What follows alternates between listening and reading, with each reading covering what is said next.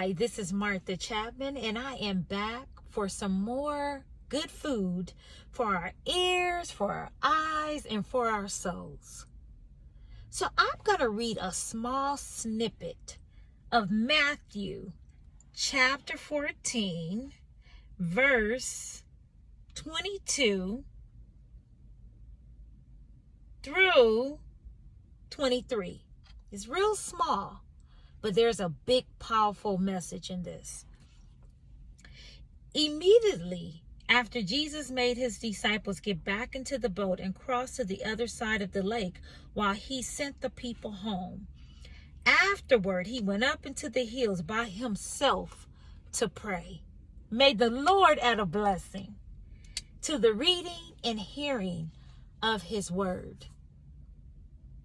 Jesus needed some quiet time to himself to go in the hills to pray. My question is, how is your prayer life? How is your quiet time with God? How is the connection? Jesus went by himself in the hills to pray. Now, this was powerful. This is something that I've never read before or paid attention to. But I'm thinking, here's a man that heals, that has no fault, that can make anything possible, but yet even he still needed quiet time with his Father. In life, when there's a lot going on, when the storms of life are raging, when situations just seem unbearable, steal away and pray. Get in a quiet place, whatever that place is, a closet, a porch, a room, a backyard, a car. Prayer changes things. Prayer changes things. One time, recently actually, I'm driving, right? I'm driving down a freeway. And I'm listening to a gospel song. And I'm really into the song. And then I see confirmation. Because my thoughts was all over the place. It's a lot going on right now in the land. And I saw a sign. Prayer changes things. And immediately I thought, yeah, because right now, what I'm thinking is so heavy. I do need to pray about it because I want to pray and then I want to release it because I know that God can hold on to my thoughts and change it. I had to release it. And then wait, it gets better. I'm continually driving down the freeway and I see another sign. Prayer changes things. And now at this point, I'm like, okay, God, you're speaking. You're speaking to me right now. And I said, this is not by accident that I'm seeing this sign twice. But oh my goodness, it gets better. Why did I see the sign a third time? Prayer changes things. If I never believed that prayer changes things, that day, it stamped it in the book of life. All of what you're worrying about, all of what you're thinking of, all of what you are knowing that I can do, pray about the situation, because in order for the change to come, I need for you to pray. So immediately I start worshiping in my car and thanking God that he gave me clarity of, in order for it to change, I need for you to pray about the situation and let me handle it. Thank you. Thank you, God, for allowing us to release all of what we're worried about and what we cannot change in prayer. But it's more powerful when it's a quiet place.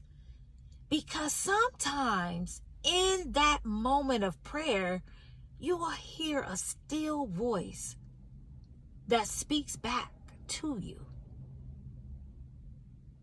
and gives you confirmation on something that you're worried about, on something that you need healing in, on something that you need release in, on something that you know is bigger than you. And in that instance, you might get confirmation.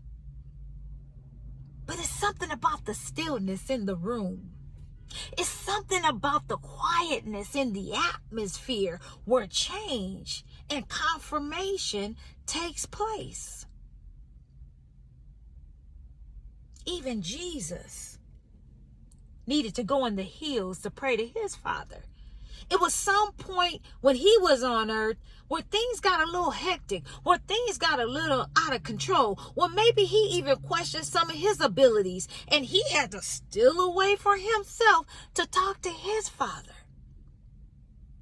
So if Jesus had to steal away in the hills for quietness to pray, we need to steal away in quiet atmospheres.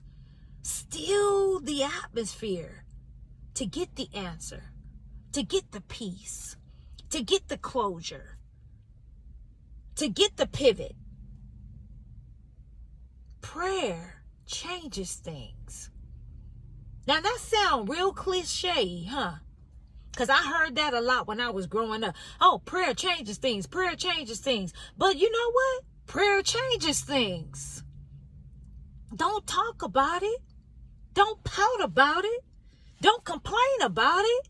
Don't gossip about it. Don't cry about it. Pray about it. Pray to the one that can change it. Prayer is the most powerful tool left on earth. And God always answers our prayers. Always. But again, his time is not our time.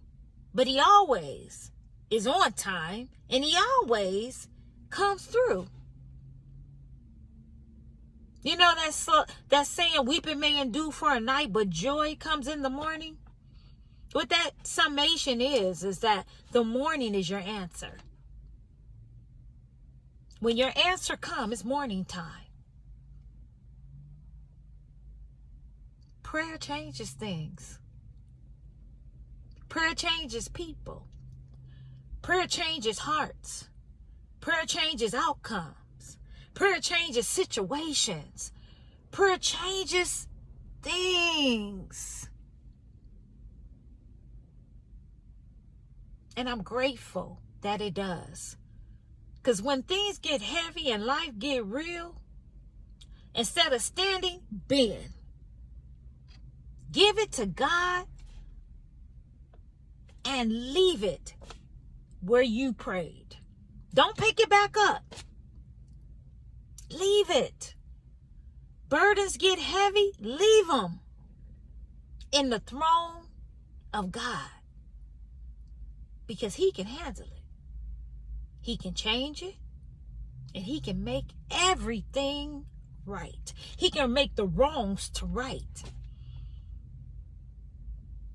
So may this word bless you.